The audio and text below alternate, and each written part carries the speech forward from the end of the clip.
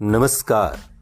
आप सुन रहे हैं द बॉलीवुड रेडियो और मैं हूं आपके साथ आकाश।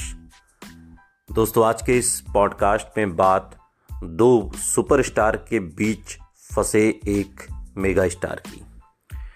बॉलीवुड की सदाबहार सुपरहिट फिल्म धर्म कांटा एक एक्शन ड्रामा फिल्म थी।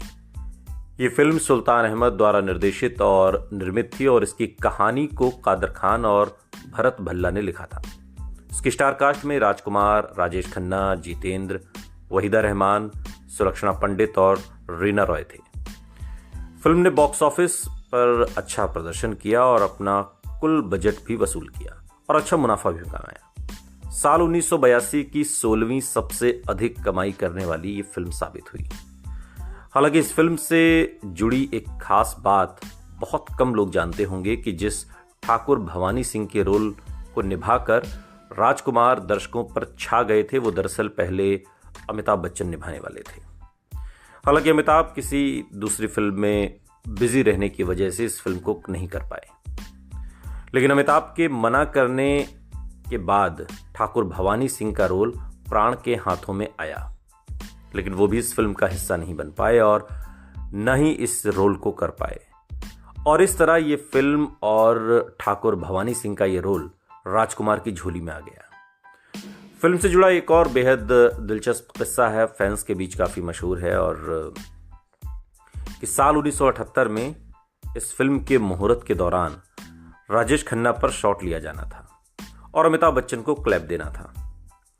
और इसके लिए राजेश खन्ना सेट पर अमिताभ बच्चन से पहले नहीं पहुंचना चाहते थे।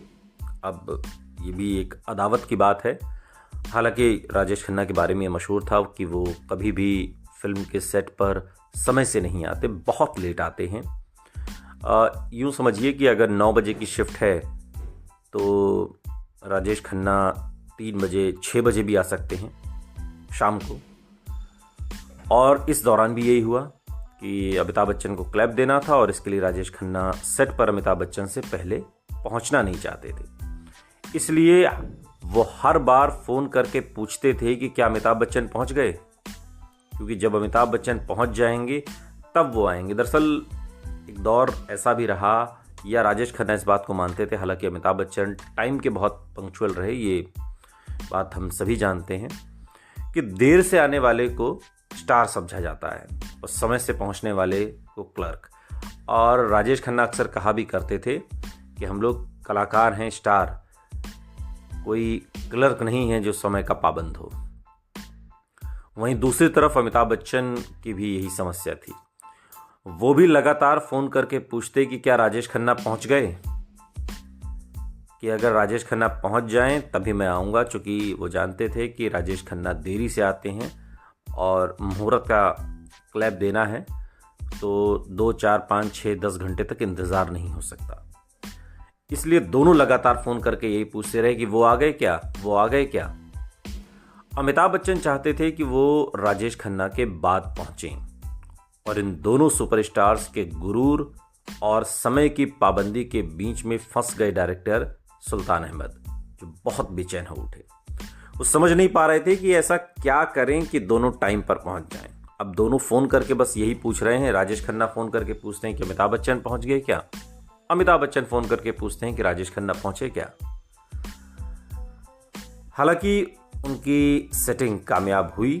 फिल्म के मुहूर्त के दिन अमिताभ बच्चन जैसे ही पहुंचे उसी क्षण राजेश खन्ना भी आ गए और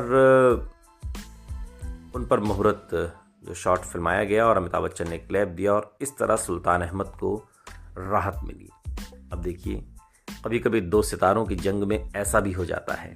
खैर, ये वो दौर था जब अमिताभ बच्चन के सितारे बुलंदी पर थे और राजेश खन्ना के बारे में कहा जाता था कि उनके सितारे अब गर्दिश में आ गए हैं।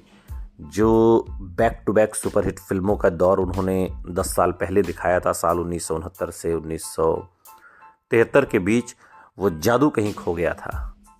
लेकिन साल 1982 के बाद या उस साल भी कुछ ऐसी फिल्में आनी थी जो राजेश खन्ना को एक बार फिर से लाइमलाइट में लाने वाली थी, और 3 back to back super hit फिल्में आईं, जिसमें से एक अवतार भी है।